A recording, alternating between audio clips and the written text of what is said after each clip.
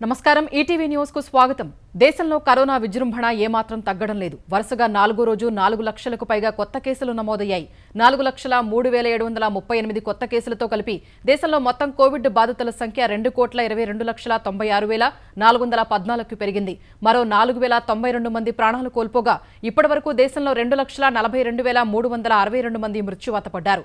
మరో 3,86,444 మంది వైరస్ నుంచి కోలుకోగా ఇప్పటివరకు 1,83,17,404 మంది వ్యాధి నుంచి బయటపడ్డారు। దేశంలో ప్రస్తుతం 37,36,648 యాక్టివ్ కేసులు ఉన్నట్లు కేంద్ర ఆరోగ్య శాఖ వెల్లడించింది। ఇప్పటివరకు 16,94,39,663 వ్యాక్సిన్ డోసుల్ని పంపిణీ చేసినట్లు పేర్కొంది। దేశంలో కరోనా వ్యాప్తి పెరుగుతున్న వేళ పలు రాష్ట్రాలు ఇప్పటికే విధించిన ఆంక్షలను పొడిగిస్తున్నాయి। దేశ రాజధాని ఢిల్లీలో మరో వారం పాటు లాక్డౌన్ పొడిగిస్తున్నట్లు ముఖ్యమంత్రి కేజ్రీవాల్ తెలిపారు। లాక్డౌన్ సత్ఫలితాలనిస్తోందన్న కేజ్రీవాల్ పాజిటివిటీ రేటు 35 నుంచి 23% తగ్గినట్లు చెప్పారు। ఢిల్లీలో ఇదివరకే ఒకసారి లాక్డౌన్ పొడిగించగా కరోనా తీవ్రత దృష్ట్యా మే 17 వరకు ఆంక్షలను కొనసాగించాలని నిర్ణయించారు। మే 17 వరకు కర్ఫ్యూని పొడిగిస్తున్నట్లు ఉత్తరప్రదేశ్ ప్రభుత్వం ప్రకటించింది।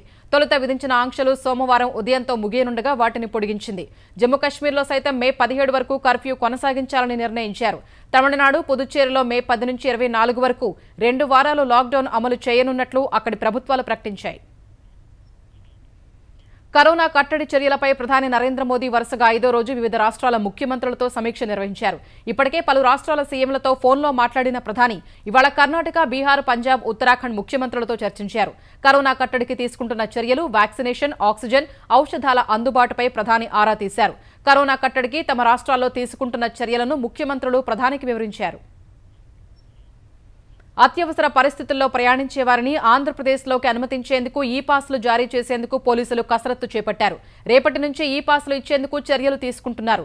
కోవిడ్ కట్టడికి మధ్యాహ్నం 12 గంటల నుంచి ఉదయం 6 గంటల వరకు ఏపీలో కర్ఫ్యూ అమలు చేస్తూ ఉండగా విజయవాడలో కర్ఫ్యూ అమలు తీరును ఏపీ డీజీపీ గౌతమ్ సవాంగ్ పరిశీలించారు।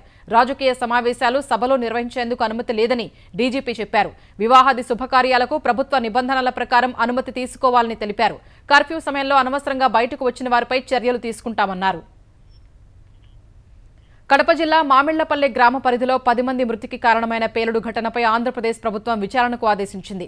ఈ మేరకు ఏపీ గనుల శాఖ మంత్రి పెద్దిరెడ్డి రామచంద్రారెడ్డి 5 శాఖల అధికారులతో కమిటీ ఏర్పాటు చేసి ఉన్నత స్థాయి దర్యాప్తునకు ఆదేశాలు జారీ చేశారు। ఈ కమిటీ 5 రోజుల్లో విచారణ పూర్తి చేసి ప్రభుత్వానికి నివేదిక ఇస్తుందని ఆయన తెలిపారు। ఈ ఘటనలో ప్రాణాలు కోల్పోయిన వారికి తక్షణం 10 లక్షలు, గాయపడిన వారికి 5 లక్షల పరిహారం అందజేస్తున్నట్లు మంత్రి చెప్పారు। లీజుదారు అజాగ్రత్త వల్లనే ఈ పేలుడు సంభవించిందని, లేబర్ డిపార్ట్మెంట్ పరిహార చట్టం 1923 ప్రకారం మృతి చెందిన కూలీల కుటుంబాలకు లీజుదారు నుంచి పరిహారం కూడా ఇప్పిస్తామన్నారు। భవిష్యత్తులో ఇలాంటి దుర్ఘటనలు జరగకుండా నిబంధనలు కఠినంగా అమలు చేయాలని అధికారులను ఆదేశించారు। లీజుదారు నిర్లక్ష్యం వల్ల జరిగిన ఈ దుర్ఘటనపై వివిధ చట్టాల కింద చర్యలకు ఆదేశించారు। అటు కడప ముగ్గురాళ్ల గని పేలుడు ఘటనలో మృతి చెందిన వారిలో 2 మృతదేహాలను పోలీసులు గుర్తించి వారి కుటుంబ సభ్యులకు అందించారు। మిగిలిన వారి శరీర భాగాలను DNA పరీక్షల కోసం విజయవాడ పంపించారు। ప్రమాదంలో చనిపోయిన వారి కుటుంబ సభ్యులకు ₹1 కోటి పరిహారం అందించాలని తెలుగుదేశం నాయకులు డిమాండ్ చేశారు। మామిళ్లపల్లి ముగ్గురాళ్ల గనులను తెలుగుదేశం నేతలు పరిశీలించారు। ఇదివరకే ఈ మైనింగ్ లీజు రద్దుకు నోటీసులు జారీ చేసినా అక్రమ మైనింగ్ నిరోధించడంలో అధికారులు విఫలమయ్యారని విమర్శించారు। ప్రమాదానికి బాధ్యుడైన చెంచయ్యగారిపల్లికి చెందిన వైకాపా నాయకుడు నాగేశ్వర్ రెడ్డిపై చర్యలు తీసుకోవాలన్నారు। అతడి నుంచి పరిహారం వసూలు చేసి బాధిత కుటుంబానికి ఇవ్వాలని కోరారు। అక్రమ మైనింగ్ కు వైకాపా సర్కారు నుంచి సహకారం ఉందని ఆరోపించారు। కొనుగోలు కేంద్రాల్లో ధాన్యం నిల్వలు పేరుకుపోకుండా యుద్ధ ప్రాతిపదికన రైస్ మిల్లులకు తరలించాలని తెలంగాణ పౌర సరఫరాల సంస్థ చైర్మన్ మారెడ్డి శ్రీనివాస్ రెడ్డి అధికారులను ఆదేశించారు। ఈ విషయంలో అదనపు కలెక్టర్లు చురుకైన పాత్ర పోషించాలని విజ్ఞప్తి చేశారు। వనపర్తి జిల్లాలో ధాన్యం రవాణాలో ఎదురవుతున్న సమస్యలను తెలంగాణ వ్యవసాయ శాఖ మంత్రి సింగిరెడ్డి నిరంజన్ రెడ్డి శ్రీనివాస్ రెడ్డి దృష్టికి తీసుకెళ్లారు। తక్షణం స్పందించిన ఆయన వనపర్తి జిల్లాలో ధాన్యం రవాణా సమస్యలను వెంటనే పరిష్కరించి కొనుగోలు కేంద్రాల నుంచి ధాన్యాన్ని తరలించాలని పౌర సరఫరాల సంస్థ ఎండీ అనిల్ కుమార్ కు సూచించారు। తర్వాత మహబూబ్ నగర్, వనపర్తి కలెక్టర్లు అదనపు కలెక్టర్లతో మాట్లాడారు। చైర్మన్ సూచన మేరకు సంస్థ ఎండీ అనిల్ కుమార్ కూడా కలెక్టర్లు, అదనపు కలెక్టర్లతో మాట్లాడి సమస్య పరిష్కారానికి చర్యలు చేపట్టారు। కొనుగోలు కేంద్రాల నుంచి వచ్చిన ధాన్యాన్ని మిల్లర్లు తక్షణం దించుకోవాలని విజ్ఞప్తి చేశారు। కొద్ది రోజులుగా ప్రపంచాన్ని కలవరపెట్టిన China rocket long march 5B శకలాలు ఈ ఉదయం 10:24 మాల్దీవులకు సమీపంలో హిందూ మహాసముద్రంలో కూలాయి। భూ వాతావరణంలోకి రాగానే చాలా వరకు శకలాలు పూర్తిగా దగ్ధమయ్యాయని కేవలం చిన్న చిన్న భాగాలు మాత్రమే సముద్రంలో పడ్డాయని చైనా మైండ్ స్పేస్ ఇంజనీరింగ్ సిఎంఎస్ఈ కార్యాలయం తెలిపింది. సెకనుకు 8 కిలోమీటర్ల వేగంతో భూ వాతావరణంలోకి ప్రవేశించాయని, ఎక్కువ భాగం కాలిపోయాయని ఇతర సంస్థలు కూడా తెలిపాయి. రాకెట్ శకలాలు పడిన ప్రాంతం మాల్దీవులకు సమీపంలో ఉందని హాంకాంగ్కు చెందిన సౌత్ చైనా మార్నింగ్ పోస్ట్ వార్తా సంస్థ పేర్కొంది. అంతరిక్ష కేంద్రాన్ని నిర్మించేందుకు సన్నాహాలు ప్రారంభించిన చైనా ఏప్రిల్ 29న లాంగ్ మార్చ్ 5B అనే 100 అడుగుల పొడవు 22 మెట్రిక్ టన్నుల బరువున్న రాకెట్ను ప్రయోగించింది. అంతరిక్ష కేంద్ర కోర్ మాడ్యూల్ను విజయవంతంగా మోసుకెళ్లిన రాకెట్ శకలాలు తర్వాత నియంత్రణ కోల్పోయి తాత్కాలిక కక్షలోకి చేరాయి. ఫలితంగా రాకెట్ శకలాలు సముద్ర జలాల్లో కాకుండా సాధారణ భూభాగంపై పడే ప్రమాదం ఉందని నిపుణులు ఆందోళన వ్యక్తం చేయగా అవి ఈ ఉదయం హిందూ మహాసముద్రంలో కూలాయి. కేంద్ర పశుసంవర్ధక శాఖ సహాయ మంత్రి ప్రతాప్ చంద్ర సారంగి పెను ప్రమాదం నుంచి తప్పించుకున్నారు. ఒడిశాలోని బాలేశ్వర్ జిల్లా నీలగిరి సమితి వద్ద కేంద్ర మంత్రి కారును ట్రాక్టర్ కొట్టగా ఆయన స్వల్ప గాయాలతో బయటపడ్డారు. గాయపడిన మంత్రిని బాలేశ్వర్ ఆసుపత్రికి తరలించారు. ఈ ప్రమాదంలో సారంగి వ్యక్తిగత సహాయకుడు, డ్రైవర్ కూడా గాయపడ్డారు. అసోం తదుపరి ముఖ్యమంత్రిగా ఈశాన్య భారతం ప్రజాస్వామ్య కూటమి కన్వీనర్ హిమంత బిశ్వకర్మ బాధ్యతలు చేపట్టనున్నారు.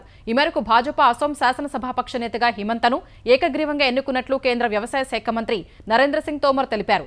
గువాహటిలో జరిగిన భాజపా అసోం శాసనసభాపక్ష భేటీలో ప్రస్తుత ముఖ్యమంత్రి సర్బానంద సోనోవాల్ హిమంత పేరును ప్రతిపాదించగా భాజపా అసోం అధ్యక్షుడు రంజిత్ కుమార్ దాస్ మరికొందరు శాసనసభ్యులు బలపరిచినట్లు తోమర్ వివరించారు. సర్బానంద మంత్రివర్గంలో హిమంత ఆరోగ్య శాఖను నిర్వర్తించారు. శాసనసభాపక్ష భేటీకి ముందు సీఎం పదవికి సర్బానంద రాజీనామా చేశారు. నూతన సీఎంగా హిమంత బిశ్వశర్మ రేపు మధ్యాహ్నం 12 గంటలకు ప్రమాణ స్వీకారం చేయనున్నారు. దేశంలో కరోనా విజృంభిస్తోన్న వేళ దిగుమతి చేసుకుంటున్న ఔషధాలు, వివిధ వైద్య పరికరాలపై పన్నులు రద్దు చేయాలని పశ్చిమ బంగాల్ ముఖ్యమంత్రి మమతా బెనర్జీ ప్రధాని నరేంద్ర మోదీకి విజ్ఞప్తి చేశారు. ఈ మేరకు లేఖ రాసిన ఆమె దేశవ్యాప్తంగా ఆరోగ్య మౌలిక సదుపాయాలను బలోపేతం చేయడంతో పాటు కోవిడ్ ఔషధాలు, ఆక్సిజన్ సరఫరాను పెంచాలని కోరారు. దేశంలో కరోనా తీవ్రత నేపథ్యంలో సంస్థలు, ఏజెన్సీలు వ్యక్తిగతంగా ఎంతో మంది ఆక్సిజన్ కాన్సంట్రేటర్లు, సిలిండర్లు, క్రయోజనిక్ స్టోరేజ్ ట్యాంకులను విరాళంగా అందిస్తున్నాయి. ప్రైవేటు సాయాన్ని ప్రోత్సహించడంలో భాగంగా అలాంటి వస్తువులపై జీఎస్టీతో పాటు కస్టమ్స్ సుంకం మినహాయించాలని బెంగాల్ సీఎం ప్రధాని మోదీకి విజ్ఞప్తి చేశారు. ఈ అంశంపై ఎంతో మంది దాతలు రాష్ట్ర ప్రభుత్వాన్ని సంప్రదిస్తున్నారన్న ఆమె జీఎస్టీ, కస్టమ్స్ సుంకంతో పాటు ఇతర పన్నుల నుంచి మినహాయింపు ఇవ్వాలని ప్రధానికి రాసిన లేఖలో పేర్కొన్నారు.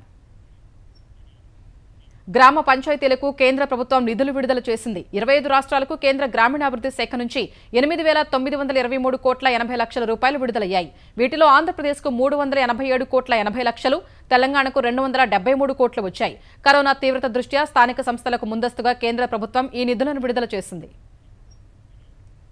తెలంగాణలోని ఉత్తర, పశ్చిమ జిల్లాల్లో రాగల 2 రోజులు వడగండ్ల వర్షాలు పడే అవకాశాలు ఉన్నాయని హైదరాబాద్ వాతావరణ కేంద్రం ప్రకటించింది. ఇదే సమయంలో ఉరుములు, మెరుపులతో గంటకు 30 నుంచి 40 కిలోమీటర్ల వేగంతో ఈదురుగాలులు వీస్తాయని పేర్కొంది.